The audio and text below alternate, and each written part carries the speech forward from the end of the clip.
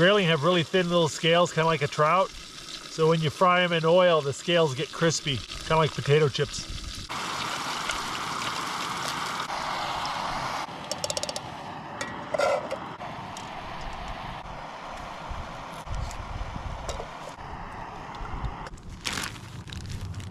Got some of our bread dough.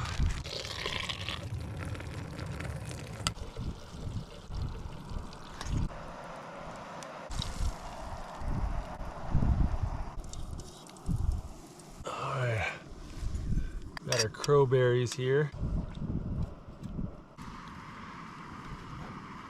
Ain't fancy, but got warm bread, melted butter and honey.